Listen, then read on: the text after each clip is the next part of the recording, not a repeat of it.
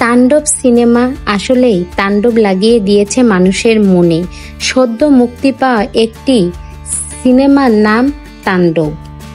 তাণ্ডব সিনেমা দেখে ভারতের বলিউডের জনপ্রিয় নায়ক শাহরুখ খান সাকিব খানকে নিয়ে কি বলল ভিডিওটি দেখে জেনে নিন।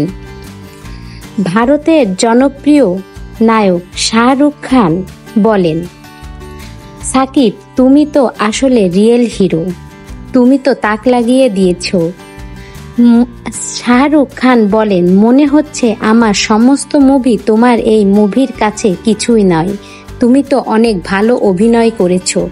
বাংলাদেশের তাণ্ডব মুভিতে অভিনয় করেছে বাংলাদেশের জনপ্রিয় নায়ক শাহরুখ খান। শাহরুখ খানের নায়িকা হিসেবে অভিনয় করেছে সামিরা।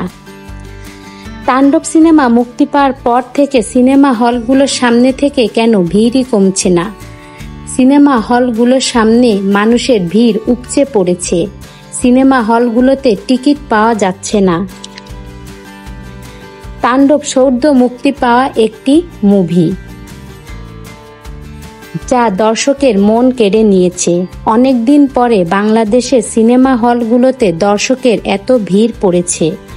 তাণ্ডব মুভিতে সাকিব খানের যেমন রয়েছে অ্যাকশন, তেমনি রয়েছে ফাইটিং সিকুয়েন্স।